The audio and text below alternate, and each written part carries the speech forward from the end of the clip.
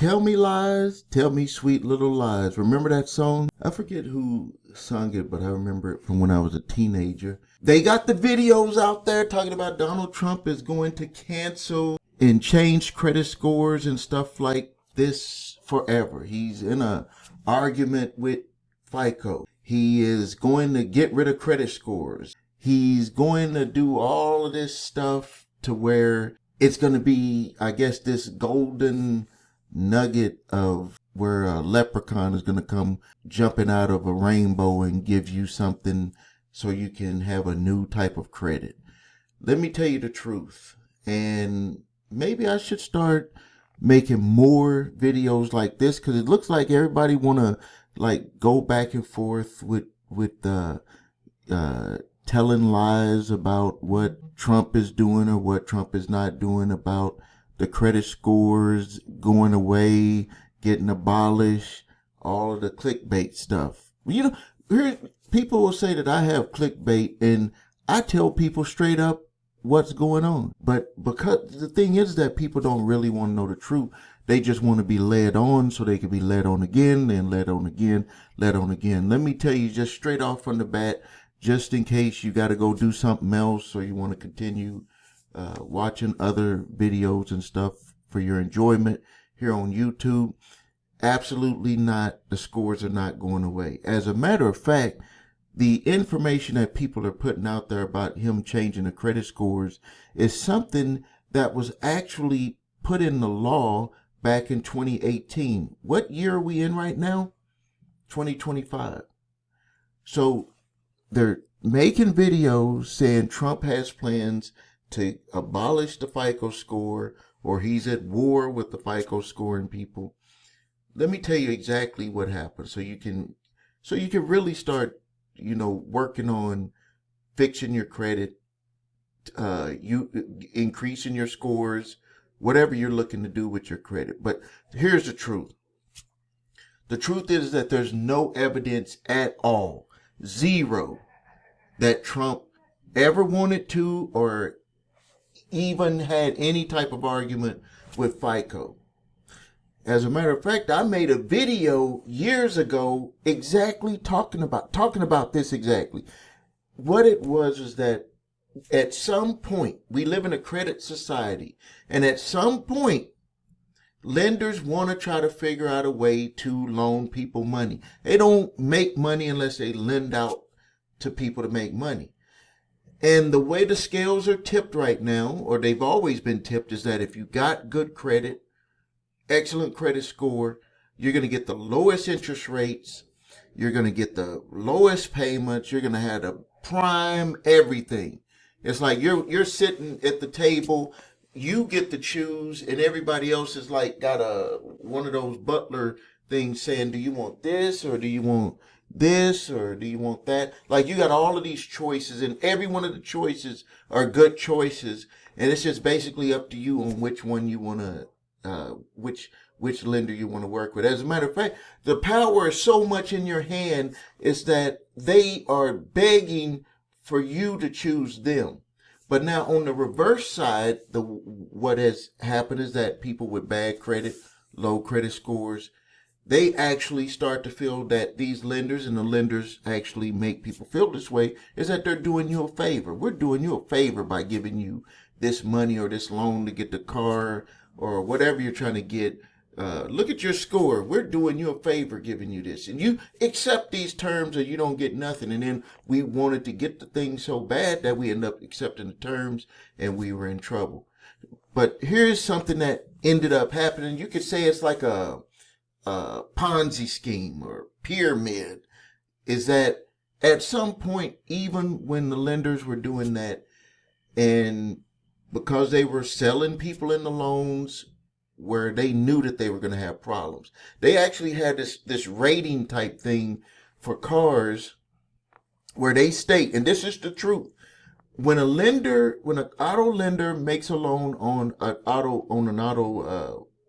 loan, they have these estimates on subprime auto loans, 3 to 6 month window, that's the risk. They just believe that the person could pay 3 to 6 months. Can you believe that? They're signing people up for 5 year and 72-month loans and all of this. And the risk factor is just, will this person be able to pay for 3 to 6 months? You could do your own research on that. And I did make a video on that too. You can look back in my library. You should look back in my library here on YouTube. So 3 to 6 months, that's how they judge it. So at some point, what do you believe is going to happen? In your own mind, if you have the people that have excellent credit, all the choices people are serving them, the butlers, hey, this is your loan choices, and all of these are at low interest rate, low payments. You'll pay them off quicker. You're put money in your pocket because you're getting to enjoy a better product at a lower interest rate, at a lower payment than going, if you had bad credit, you're going to either, if you want this same good product, you're going to pay more for it, which is taking more money out of your pocket, or you're not going to be able to afford that because it just costs too much, even with that lower, even if at that payment with that higher payment, so you end up getting something that you really didn't want. Isn't that something that people do? They get into a car that they really didn't want. So I would fix the credit first, and then, make sure that you can afford any car that you get. But what do you think would end up happening? And what has happened is, I'll just go ahead and spoiler alert you here, is that at some point, the bad was not enough. They needed to try to break into other markets to be able to get more bad people. So they were like, hey, if your score is this amount, we don't want to deal with you if it's lower than this. Well, what they've actually done is they were like, hey, President Trump got the lobbyists over here, they're lobbying Congress, and they're like, hey, we need to figure out a way to be able to make more loans because we can't continue to grow if we can't make more loans. So you started seeing all those fintech companies where they were like, we're going to do these soft pulls on your credit. We're going to let you know if you qualify. We're not going to even look at your credit. We're going to look at doing it with your bank account, which is like a whole nother video. Don't let people do that. Don't let people do that. But they were doing all of these different things. And then where most people are getting this whole story confused is that Trump actually did allow, or he went along with the changes. Congress made the changes, which allowed lenders to also start to do things with VantageScore. Now, for mortgages, so you can actually get approved with a classic FICO and a VantageScore 4 for proven mortgages sold by Fannie Mae and Freddie Mac. Which, what did the other companies end up doing? They were like, okay, if they're going to allow them to be able to get mortgages utilizing, let me turn that off real quick, utilizing the VantageScore 4 and the classic FICO. So what it actually did is it just like opened like a whole new group of clients that these fintech lenders could make offers to, even for business, auto loan companies, mortgage companies, because here's the problem that most people who are kind of coming out of a rebuilding process with their credit is that they don't want to have a whole bunch of stuff, go out there and overfinance themselves again. So they, like what I did when I fixed my credit, I didn't have a credit card. I think for almost about 8 to 9 years before I even went back and got a credit card. And I had only did that because of an issue with not being able to rent a car where they had changed their rules. So people are very careful if they care about it. Most people do when they go through the process of credit repair. They care about their credit a lot more than they did before. And so what you saw these different products that were becoming available, like Experian Boost and Rent Reporter, and where you can have your cell phone reported on your credit reports, all of these different things, but they mostly showed up as a they're considered a Vantage score. So the classic FICO score didn't take all of that into account. The newer FICO score, FICO 10, I believe, does look at those items also, and it allows you to be able to get additional points and credit for making those payments. Because, I mean, if you pay, like I've been a customer of Verizon for, I think, since the year 1999, somewhere around there, 2000. And so we're talking about, I've been a customer of theirs for going on 26 years. And to not, if I wanted to, I could have that information listed on my credit reports, but I have other trade lines that don't, that I wouldn't need to use that to, to help show a payment record for my credit scores. But this is the change. So the truth is that there is no threat from Trump saying that going to break up FICO's monopoly.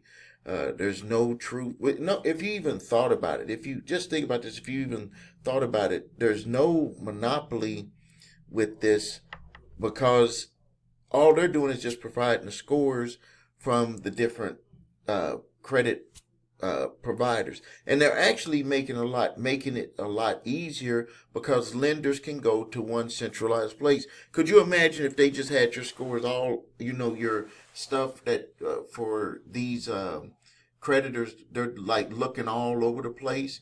So then if it's messed up on this one, that's way this if they put more weight on let's say like a fourth party, not the major three, like a fourth or fifth party type of monitoring service, that what they would have to do. So in my opinion, it's actually made it easier for people to get loans, but also it's probably going to trap a lot of people in a cycle of debt. As you know, my company helps people who are in debt getting sued by debt collectors, and I have seen even more of an uptick. I mean, state by state, people who had gotten into some of these loans or got approved for credit cards, even though they were higher interest rates, because the scores are a little bit more lenient, it perhaps allowed them to be able to get approved when they more than likely shouldn't have been approved. But that's, personal decisions. I don't get into making people's personal decisions. I don't need to convince them to do one thing or another. I just put the information out there. So, number one, these content providers that are saying FICO score is gone and all of that, they're just lying to you. I'll just put it straight up. They're just lying to you. But I guess YouTube does appreciate everybody watching, though. So maybe I should kind of put some stuff out there that can counter it. Also, when people, well, I won't even get into that. I won't need to get into that. There's another piece to this, but I won't even get into that. So the bottom line is that there are different scoring model opportunities for different loans that are available. Soft pulls, PULLS, are available. I'm pretty sure you've been exposed to those. But it still comes down to, you got to have good credit. So with all of that being said, I'm asking you the question: where do you want to be? Does it make more sense for you to have good credit, or to just keep going down the level that they want people to go into a cycle of debt, get approved with a 450 credit score to get some money that's going to be gone and not utilized the right way anyway? Or would it be better to just buckle down and just say, okay, I want to get that credit repaired, so when I do go out there and buy stuff, I'm going to get it at the best interest rate, pay the lowest payment, so I can actually get what I want, what I deserve, pay less for it, and also help increase my credit score, and save money and have cash in your pocket. That's the situation. Those are two questions I have to ask for you. So now, if you need help with your credit, please visit us at thecreditrepairshop.com. Watch the video, What Makes Us Different. So you can see my 8-point validation process, my 2-phase settlement process. If you need your credit reports and scores, go to the website your3scores.com to grab your TransUnion, Equifax, Experian credit reports and all these scores. If you have debt collectors coming after you early in the game, you can grab my 3-pack of letters, or you can go to summonsmaster.com and get an exclusive debt validation letter created. All you have to do is sign it. You don't even have to date it. It will challenge debt collectors who purchase your debt. Or if an attorney who is submitting, working on behalf of an original creditor. Next, if you're being sued by debt collectors, you can go to summonsmaster.com or to our website if you need us to do it for you. If you go to Summons Master, you upload your PDF, you'll get a fully formatted response to every allegation, and you will also get a defense to potentially help you win your case. That's very, very, very important. Thank you for your time. Subscribe to the channel. Post your questions and comments. This is Stephen A. Williams, President and Founder of the CreditRepairShop.com.